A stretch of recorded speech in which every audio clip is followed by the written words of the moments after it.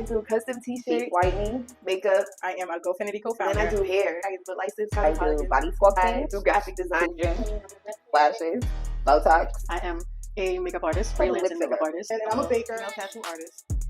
What's up, y'all? Welcome back to another episode of Toke and Talk with Nae, where we talk and talk about business. I'm your host, Nae LaMill, and today we have Pretty Girl Hardy. Yes, Pretty Girl Hardy. I'm sorry. It was right there, y'all. I'm sorry. All right, so go ahead and tell the people who you are, what you do, and where you're from. My name is Nakenya D. Hardy, but I go by Pretty Girl Hardy. Pretty is an acronym that stands for Purposely Restored, Empowered, Transformed to Inspire. I am a endeavoring entrepreneur, but I have a background and I am licensed in cosmetology and culinary. Oh, I'm gonna get into. And I'm from Dorchester, guys. Oh. Born and raised, literally, like even around these parts, like I've been born and raised there. So okay, yeah. Let's get into what inspired it and how it happened. So, it all started when I went to cosmetology school. I graduated high school in 2010, and I went to cosmetology school, like literally that fall after I graduated. And I only took up culinary because my mom took up culinary, and because at the time I was struggling with some personal things that teenagers normally do, and trying to find yourself in what you want to stand for and your purpose and all that stuff. But nonetheless, I didn't want to sit and not do anything, so I took up cosmetology. And upon graduating, I, realized I didn't really like doing hair, and that I did not like the environment of the salon. I found it to be like very gossipy, not inspiring, not empowering. I don't want when my clients to leave the chair that they feel like they're a conversation. And so I'm like, well, I got to figure out what's my thing. What are you going to do? And I started looking at makeup, and I was like, I can do that. Mm-hmm. Didn't know what I was doing, because if you see the pictures from when I first started, you'll be like, but I just dived into it. I've always been someone who's been like multi-gifted. So whatever I put my hands to, I can do. But I wanted a business that wasn't just about money, but also about what I could give back to the people that I serve. So what is the hardest part about the what was the hardest part about starting this up? The hardest part is when I first started doing business, I didn't have a mentor or someone to say, here, I show you the ropes or different things like that, including down to makeup. They teach you very little in cosmetology school, so everything that I learned on my own. Happily, and it's just me like, oh, let me get good at what I do. So in perfecting my craft and honing my craft and different things like that, I learned that like when you do a service, you don't just do a service. When that person leaves, like most times people leave my chair like almost in tears. And like I said, I graduated hair school, licensed cosmetologist, but didn't want to do hair. And so to imagine where I would be now doing makeup from where I started, it's inspiring me to continue to explore and evolve my vision. My old makeup business name was Pretti Cosmetic Services, but that just boxed me into doing makeup. And because I had the culinary background, and when COVID came, not a lot of people were getting makeup done. I'm like, people always have to eat. Basically, what I decided is to restructure my business in a dynamic of involving all the things that I love to do, so that it's not just like, again, a service, but something that actually impacts their lives. It's an experience. Wow. Okay. So when it comes to doing makeup and culinary, how do you actually like blend that together? Because they don't even really go hand in hand. So how I am, it has been hard because I feel like, when it comes to business, it's usually one lane. You find that lane and you stay in it. I feel like that a lot of times people and other, business, pursuers want to box me in. And although boxing me in would be great, but when one is slow, I got to be on the move. I still have to make an income. I'm a mom, I have, bills and you've children to take care of. So on top of providing these services, I wanted to make sure that like, if I'm doing it, I'm loving it. I'm not just doing it to do it. I'm doing it because I enjoy doing it. This is what I do. This is who I am. I embody it in everything that I do, every service that I give all of me. So like when at the end of the day, when I wrap up, I am exhausted because I make sure I give fully present. So how I get them to merge is I focus mainly on makeup during prom and bridal seasons.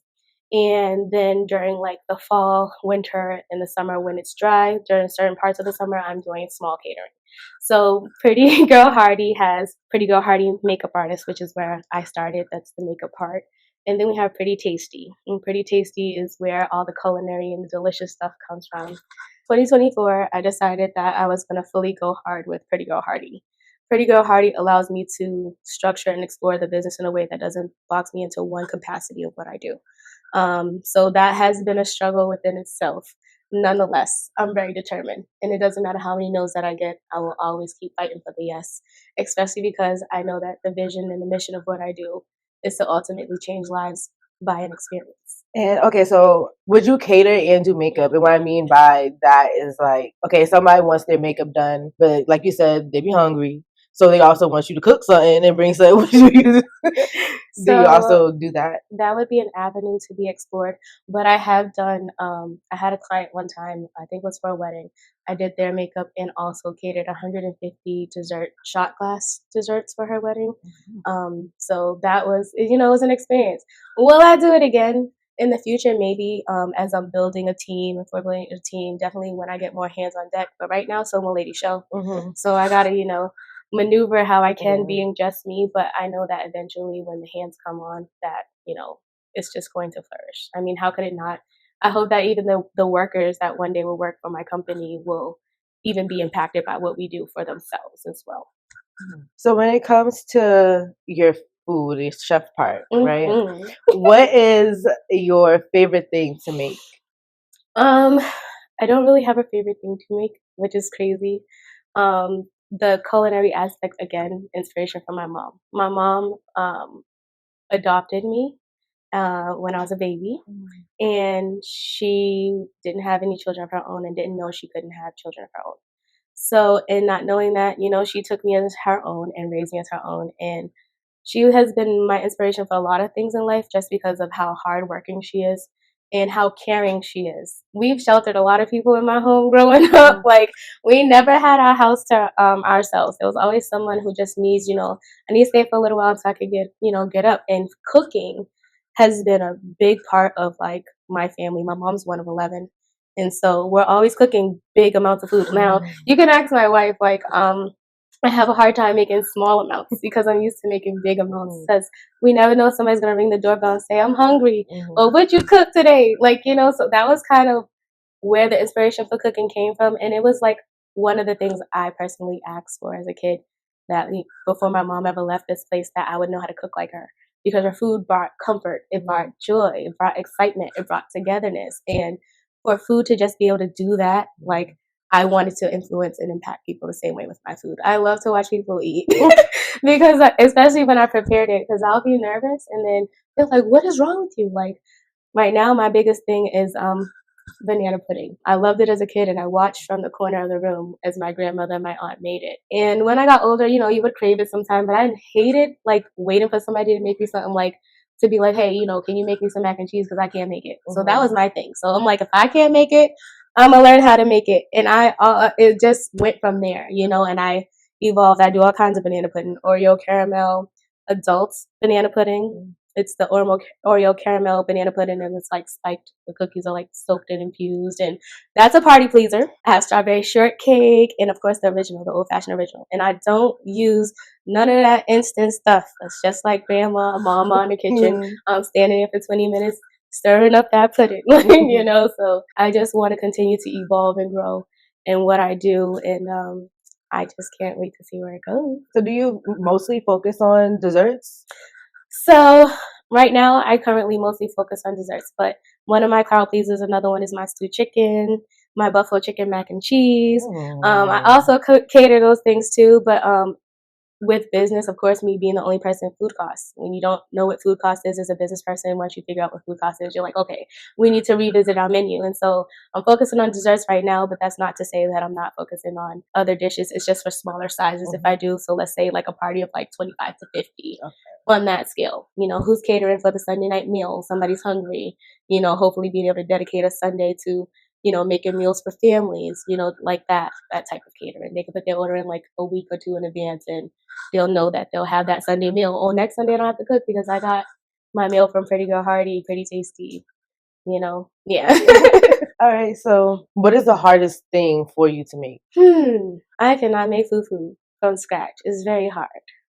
Fufu. Yes, don't ask me why. So, like, of course, like I said, I can cook anything I want. So if I desire it, all I have to do is look it up and I can literally make it. I'm very, like, good at educating myself on the spices and the different seasonings used. I think I'm a seasoning specialist. I can taste it. But one day, I was making jollof rice. I wanted it to be as authentic as the original cuisine.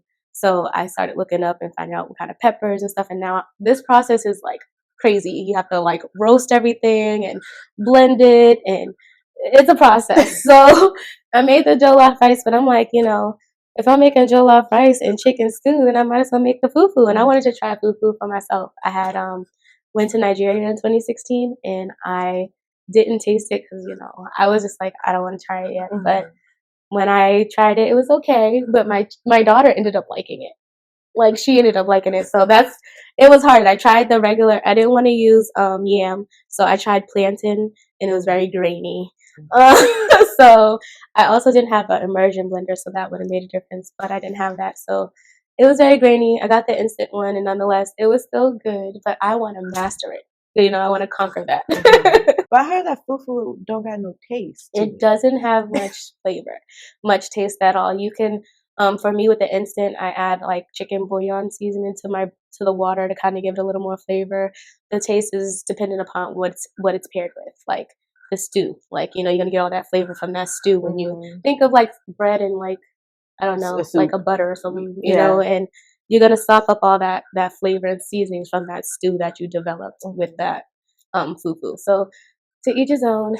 My children like it, but I will master it. All right, so you don't focus on just like soul food, or as people would say, Black people food. Nope, not at all. Okay, so what else I know you just mentioned, some African cuisine, but besides that, what other? So over the last summer, I was in a culinary school, extending my education, but I took a break. But I got to make homemade pasta from scratch. And it was delicious. I was like, I will stop buying homemade pasta, but it's the process, when you're a mom and you're busy, it's like, I can't make homemade pasta every day. But if we have like a family weekend, I would definitely love to make homemade pasta for my family. I mean, bread from scratch. I never imagined making bread from scratch. And just last week, my daughter had a birthday, and I made her birthday cake, and it was a 4-layer cake. My first time doing it, and it was amazing. 4 layers, all the buttercream frosting and the piping, and everybody's like, you would have thought it came from a bakery. Put my hands to work, and I went from there. Oh my god, that's a lot. I'll show you pictures of the cake. Yeah, we're gonna put some. Pictures. Okay, so I had this question in my head when you were talking. It's the weed. It's frying the brain. Oh my gosh, yeah. All right, scratch that. Okay, so when it comes to your makeup, what is the hardest thing about doing makeup? Well, I've kind of processed and reflected, not to, be biased or anything, but I took a long time to master our melanin skin. And so I specialize in our melanin skin. And although I'm not close to just doing melanin skin, it was one of the hardest things I found to do. One of the hardest things I found to learn, because it wasn't a one size fits all when it comes to shades. It wasn't a one size fits all when it comes to certain looks. And so I wanted to master, the natural enhancing of beauty, because I find it too often that we're trying to mask ourselves with so much makeup, and instead of just enhancing what's there. The beauty, the canvas is there. So my job is just to enhance. So I didn't want my clients to feel like it's caked on them. So I had to really perfect my application, how I applied the makeup. Okay, well, how I mixed the shades. When I first started, it was just me using one shade and then realizing, oh, this doesn't work. I need 3-4 colors to make this person's shade, to make sure it looks as natural as possible. So that has been the hardest thing in makeup. And also putting myself out there. I want to thank you for this opportunity for having me on here. Of course. To talk about what I do. But I struggle with putting myself out there, just because nobody's doing what I'm doing. You know what I mean? And it's like, when somebody's not doing what you're doing, you can have a little bit of timidness, but nonetheless, it doesn't mean that I'm not doing it. I'm definitely doing it. It's just, I do need to put myself out there more, and I am going to. That's why 2024 has rolled in. Period. So what is your favorite thing about doing makeup? Once again, my favorite thing is the reaction, especially with some girls, like prom season, I always do a special. It's 2 for 1. So it's like $100 for 2 people. And if it's one person, it's $65 or and up, depending on the look you're going for. But nonetheless, when I think about prom for myself and how special I wanted it to be, I want to give that to the girls who come. And so there have been some girls who come who have really low self-esteem, or who really like have never gotten the beauty experience, has never gotten to have their makeup done before, and they'll be like, I've never had my makeup done before. And I'm like, I get excited. And then when they leave my chair, I've had people cry. I've had people just tell me, oh my God, oh my God, oh my God. And it's that reaction, because it's like, it was already there again. It was already there. I'm just enhancing. And that's my thing. And when people leave, I don't want them to be pretty, Pretty, where it's just surface. I want them to be Pretti for what it stands for.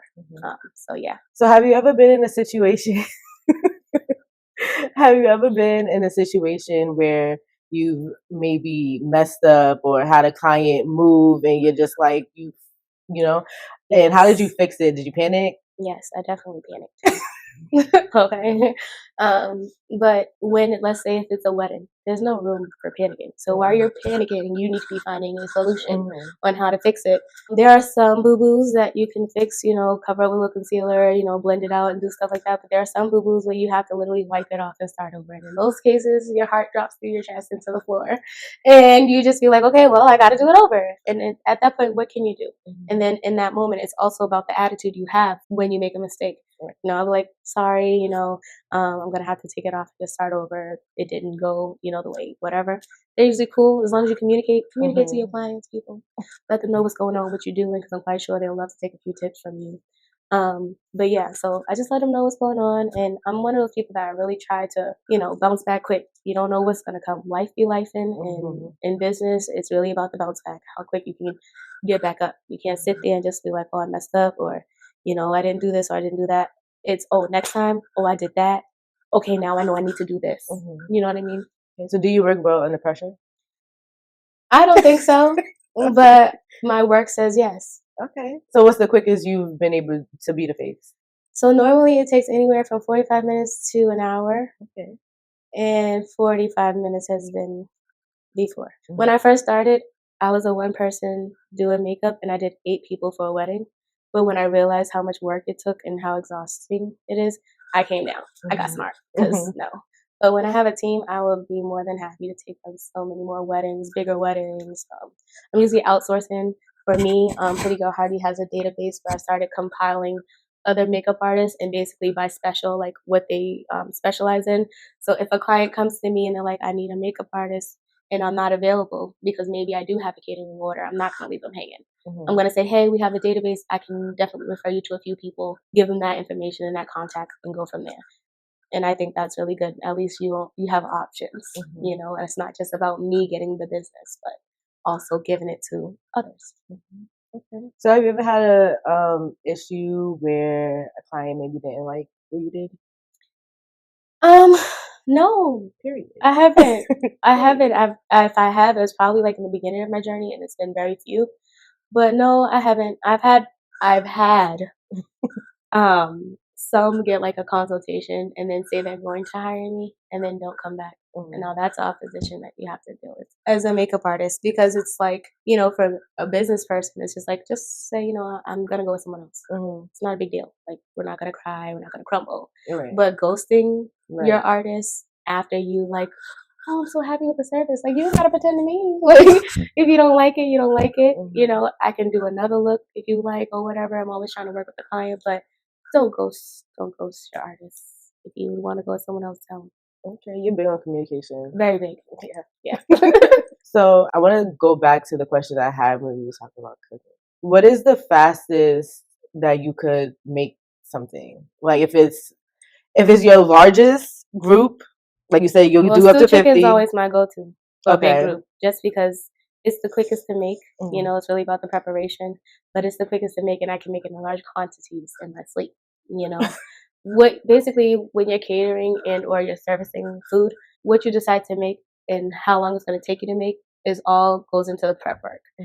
Prep work is the time it's going to take to make, the time it's going to take to store, how it's going to be stored, how it's going to be transported, how much is it going to cost to be able to produce this. And if I'm servicing a client, are they responsible to supply the food as well as the cost of service? You know, how do you want it ran?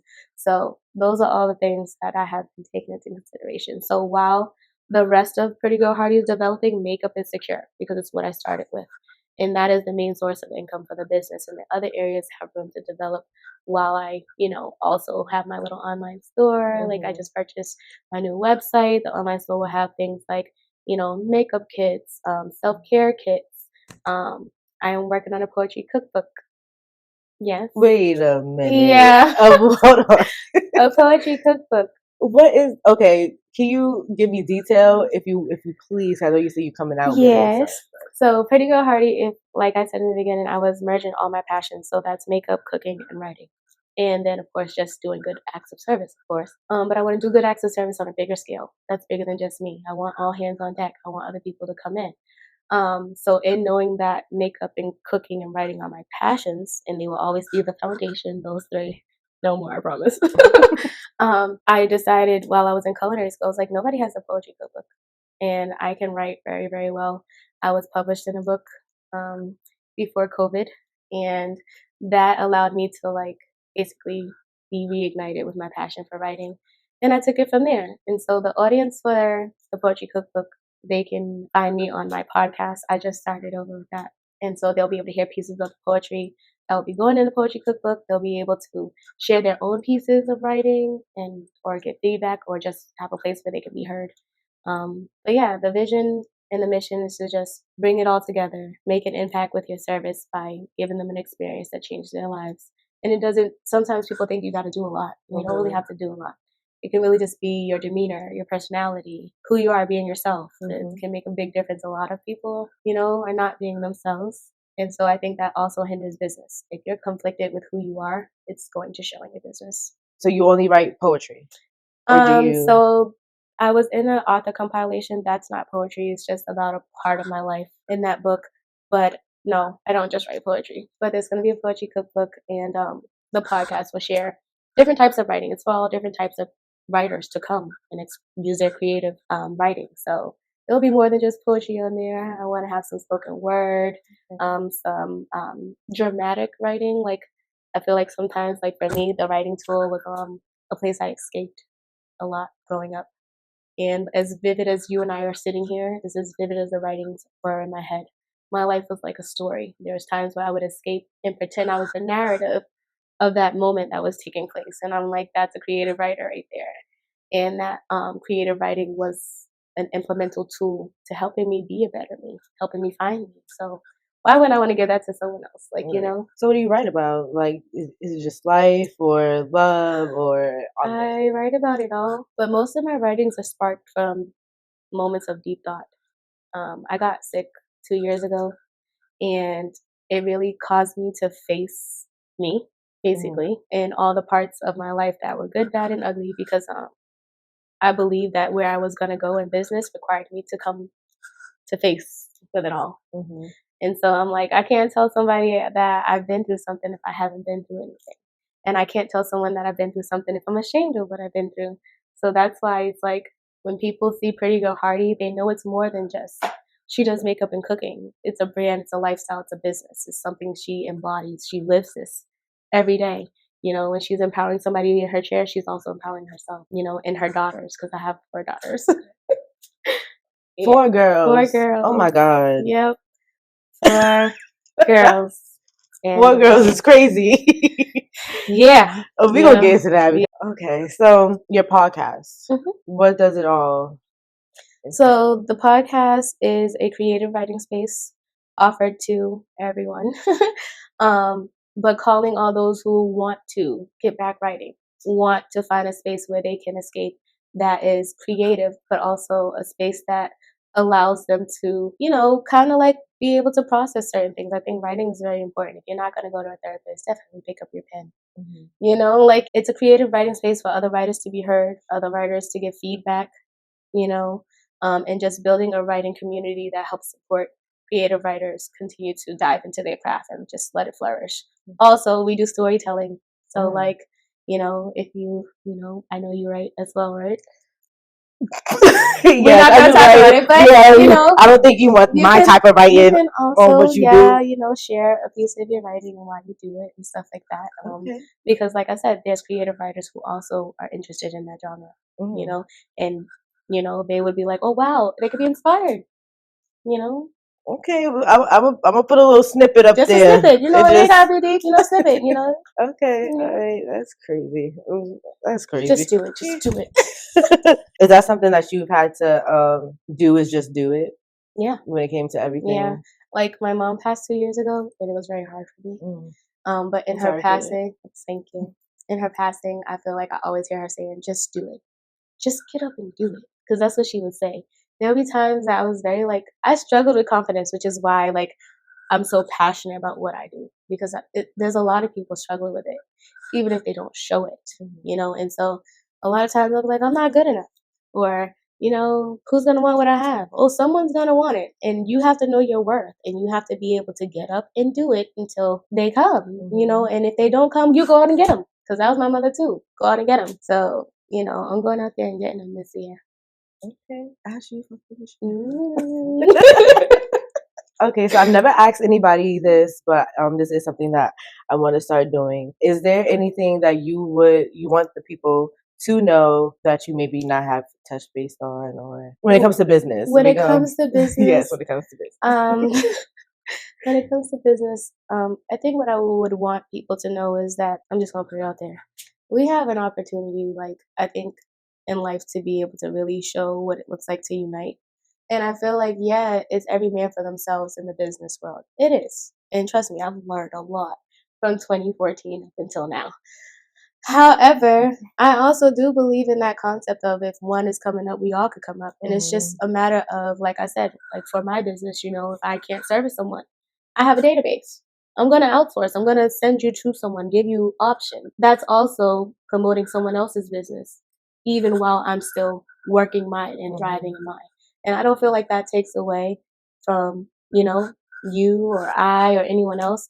So that's what I would say. Business wise, we all can come up and we all can get to where we need to be. And I think we just need to show each other a little more support when it comes to business. We say that we support each other with our mouths, but we have to financially support each other. We have to show up when we say we're going to show up. Talking Toke with Nae, I'm glad to be here. I'm a supporter. I've been watching a few interviews, and I was like, that's a dope concept. Know who's doing that. So I was very excited. I was like, ooh!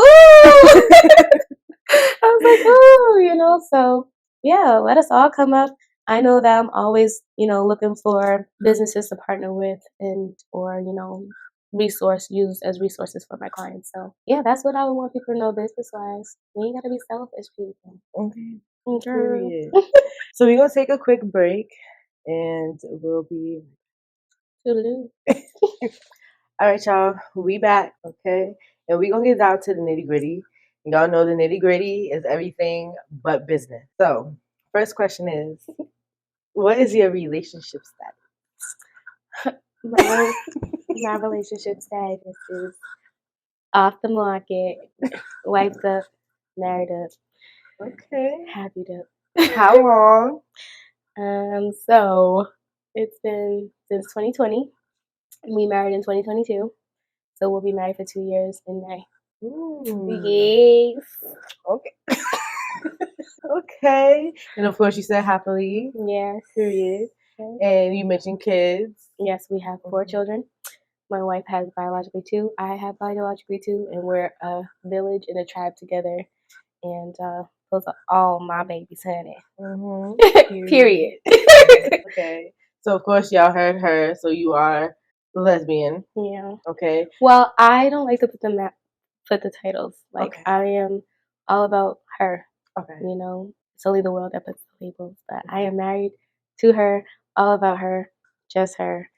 And so, yeah, I mean. Okay. All right. So have you ever been with a girl besides her? I had childhood experiences, of course, or whatever, but not in a relationship with her. No. Okay. I was married before to my kid's dad. Yeah, I was married for 9 years. Mm. And it was a pretty ugly divorce, but happily in my evolving and transitioning to focus on me to want better for me, she came along. And now normally, realistically, you're like, no, push brakes, that's moving too fast. And normally I'd be like, yeah, no, guards up. But with her, my guards were down. And I literally just, I don't know what it was. It was one of those things that you just could not ignore. So I wasn't willing to give up on love since my love had already moved on or whatever. I was ready to find me. And I felt like I deserved happiness and I deserved a chance at love. And it came. Look at her, y'all. Yeah. Okay. Oh my God. Yeah. So do you see any more kids? 4 and done? It's not a no, it's not a yes. We do sometimes pretend like what it would be like. But yeah, it's not a no and it's not a yes.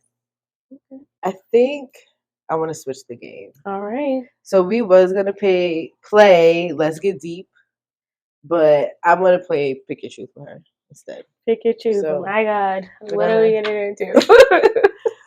Since we are not taking shots Okay. today, you gotta answer the question. All right.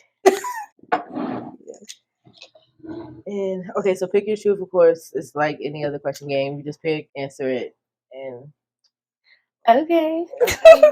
So just pick. Yeah.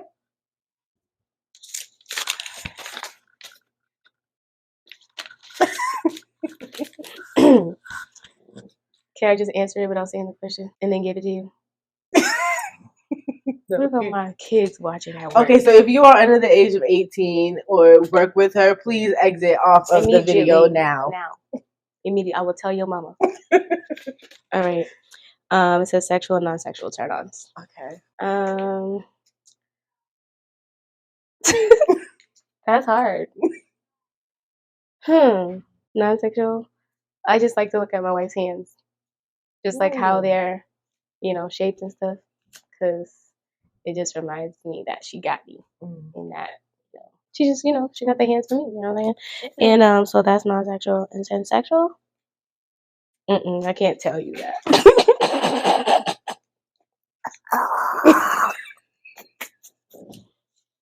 Can't tell you that, honey.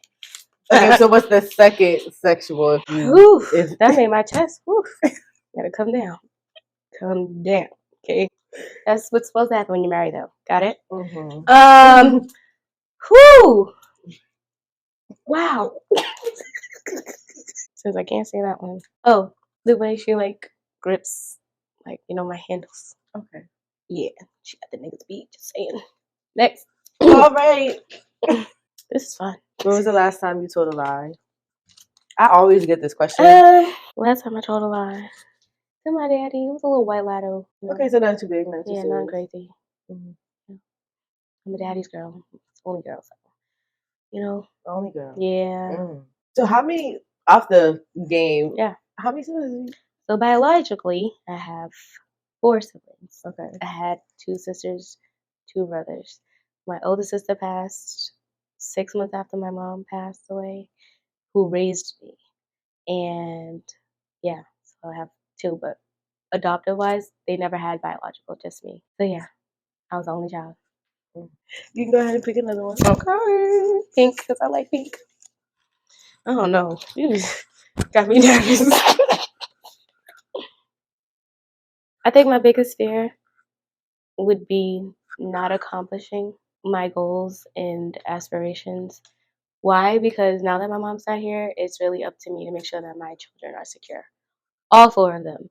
And I want to make sure that they're set up, for financial success. That in the case something happened to me or their other mom, that they will never have to feel like they're thrown into they have to survive. They will know that they'll have the time they need to grieve, be able to make decisions they need to make healthily without having to feel like everything has been snatched from beneath them.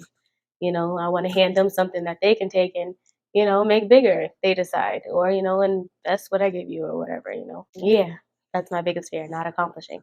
There's no ifs, ands, or buts. At this point, you just got to get up and do it. You know what I'm saying? So off the game, how do you how do you feel about your support system? I feel like it's amazing. Even though you know, they're learning how to show up for me, and they may not always know how to. It it's always a learning moment for us, for my dad, for my wife, and my few friends, because I keep my circle small. Period. I don't like no drama. I Mhm. don't play no games. Like, you know what I mean? But my village is my village, and I think they show up individually, you know, in each area that I need them to. They don't all show up the same, but they show up the way that I need them to. And if they don't know how to, I know they're working on it. Okay. Yeah. All right, so maybe next question. These questions is hard. What's your biggest deal breaker? Deal breaker? Explain a little more. So something that's like you just if they do this or have this going on, you're just not dealing with it. It can be with a friend. It could be if it was Well, in my last, I'm gonna say in my last marriage, the deal breaker was I didn't want no community penis. Mm. So if you felt like you had to go with somebody else, regardless, then you know it was my time to go because that's all I needed. Like, you know, everything was already adding up for me to go anyway. You just had to put the icing on the cake. So me and my wife would agree, like if you know, and there should be no reason to, you know, if that's your person and you really feel the way you feel about them, I just don't see where there would be any room to, you know. So if it happened and it wasn't meant to be, whatever, that's a deal breaker. Okay. It's a silent class. Okay, you can explain. Okay. This thing makes me think of like Friday night game night, guys. Like, I'm saying. All right, one thing you wish people knew about you. One thing I wish people knew about me is that I have a big heart and I'm very caring, but don't try to gangster me. You know, I feel like people often try to push over nice people, and I feel like my whole life I've allowed people to do it, and because I've allowed people to do it, I've stayed in unhealthy friendships, relationships, all kinds of ships, and because I don't want that for my kids, I have to teach them how to set boundaries and proper, you know, boundaries. So just because somebody's nice, don't test the gangster because that don't mean that you just don't know what you're gonna get. Just don't push them that far. Like, you know what I'm saying? Like, you don't got to. Just take the kindness and keep moving along. You know. Okay, that's it. You know, really long. Anal or oral? Oral. Definitely oral. No anal. You never tried it, never thought about it. I'm It all was set. just okay. Needing adjourned on that. Not even a lick. You just Stay don't touch. away. Okay. Abort. All right. Far. Yeah, I like this. You know, this is what you get. You know, what you see is what you get. Like, you know, we should be able to be raw in yourself. You know, and oftentimes I feel like the world tries to force you to be something else. But Toke and talk with Nae. This was that. Saying, Literally, you get calm, yes. cool, and collected. You know. Little herb alert, you know, I just do my eyes off the camera, you know, I'm proud. All right, go ahead. Pick the next one. Okay. I think this will be. Well, I'll pick one after you. That would be All the right. last question. Do I have a favorite sibling? Well, I didn't grow up with any of my siblings except for my younger brother. And he's not my favorite, but he could be my favorite. You know, he was a bully. He was a bully. But I still love him, you know. And I always want the best for him because although he tries to be my big little brother, he's my little brother. And so therefore, that's my little brother. Okay. This is gonna be the last question, y'all. Before my last two questions. Last question before the last two questions. Yes, off the game. Oh, okay. What is your guilty pleasure?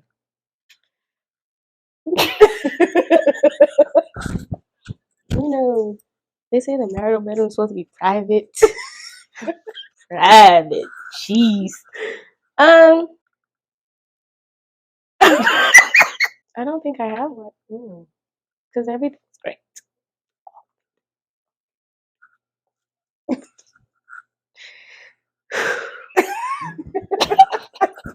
Okay, all right. So we're gonna end that game though, and I do have one question. How do you feel about mental health and your status? So I'm glad you asked me this question. Actually, this topic can be forever because it's something I'm deeply passionate about. Just because it's something I struggled with as a kid, really bad. But nonetheless, I always made sure I had the resources that I needed because my mom didn't understand what it was, and everybody else around me clearly didn't either. So my mom, before she passed, her and I started this thing where we make a care package, and it usually consists of like clothes, soap, safety razors, stuff that people can have in the hospital to help them recover. Because a lot of times there are people who come from different walks of life. Some of them can be homeless. A few of them were like on drugs. And I went to the hospital because I basically fell in love with my wife and I wasn't ready to come out. And I didn't know how that was going to be. And it was very like emotionally and mentally overwhelming for me. And so I went into this hospital not thinking to be a light to anybody, but yet I was still an inspiration. And there was this guy and he just was like, "Can you see if somebody, could give me some clothes or something like that?" And there was this girl who needed some clothes, so I got out the hospital and like, immediately went home. And my mom and I went to Family Dollar, got a few things, got a couple of duffel bags, put together some care packages, some art supplies because the art supplies in those places, I think for a place mental health, like a lot of facilities don't really give you what you need to recover. And for minorities, especially, I feel like it's important that you address your mental health, that you deal with your mental health, that you find support, that you have a therapist if you don't have a therapist, that just really make sure you have what you need to function, to heal if you're on that healing journey. Because undealt with, you don't know what it can do. And so mental health is very important. In Pretty Girl Hardy, we have a section where we will continue to make those care packages. And so we'll be receiving all kinds of like, if you have clothing that you don't want, hit up Toke. She can hit me up. Give me everything you don't want because we'll be making those care packages. I'm actually thinking about doing it for my mom's birthday this year in honor of her, doing those care packages and donating them to a few hospitals because not all hospitals take donations, but the few that I know are willing and ready, and whatever we have left over, donate it to like a few women's shelters or something. Just that's the whole point of Pretty Girl Hardy. It's like it's not just the business side, makeup and culinary. It's also about what we do, how we give back and like change lives. So yes, check your mental health, check in with you. It's okay. We all need a therapist. I said that at this point. We all need one, especially us minorities, because mental health went a long time undealt with in a lot of minority families. I think my mom even had mental health things that she didn't deal with, but because of the background and how she was brought up, it wasn't a thing to just get therapy. So the fact that she let me go to therapy, even though it wasn't something for her, means a lot and says a lot about how she cared about me too. Yeah. Okay. So where do you stand with your mental health now? It's pretty good. I mean, I still see a therapist, you know. I need a space outside of, people that to be able to talk about things and process things. I think a lot of times, especially if you're around people who don't deal with their mental health and well-being, it's easy for them to personalize your experiences as their own rather than hear what you're saying. And so I've just gotten to a place where I don't look for a lot of outside, opinion. So I think that's another thing with mental health when you're looking for everybody's opinion on how you feel instead of really processing how you feel within yourself. Like, so as you see, I'm doing very well. Even with my own kids, we're making feelings and conversations about emotions and how we handle them a thing because it should be a thing. They know how they feel. And I think oftentimes, little, especially small children, their feelings are brushed off. Oh, they don't know how they feel. They're still developing. That's not true. Give them the space to vocalize what they're feeling and or to say how they're feeling, and you'll be surprised, like what comes up and what comes up. So yeah. Wow, okay, I love that. So for the last question, where do you see yourself in the next 5 years? In the next 5 years, I definitely see me with at least my start-off building, and definitely having some sort of staff in place. I definitely see the other components outside of culinary and makeup definitely starting to be implemented, and you'll probably be able to see them better once they're like fully up and running. I just, I don't know the future, but those are my goals. That's what I hope to see. That's what I would like to see and accomplish. I'm working very hard. We have 4 kids. So in between doing mom stuff and work and also wife duties and also all the things that, grasp your attention, I'm working hard, in those hours where, you're supposed to be sleeping to make sure that the vision comes true. Okay. Yeah. Y'all. Yes, Pretty Girl Hardy. Go ahead and tell the people where they can find you. You can find me on Instagram. You can find me under Pretty Girl Hardy MUA for makeup. You can find me under Pretty Tasty Treats and Catering on Instagram for cooking. And the website should be up within the next month or two. Working really hard on that, but it will be www.prettygirlhardy.com. That way it's easy to remember. Don't forget me. All right. So it was so nice having you come on here. I'm Thank glad you that for you having me. came. And of course, you guys know we're gonna have her back for part 2. Add me with these questions. Go ahead and check her out. All her links will be in the description down below. Make sure you like, comment, subscribe, share the video if you like. And yeah, we're gonna see y'all in the next episode. Alright, bye. Salute. Oh yay! Thank Yay. you. That was really good. Thank you for having me. Yes, of course.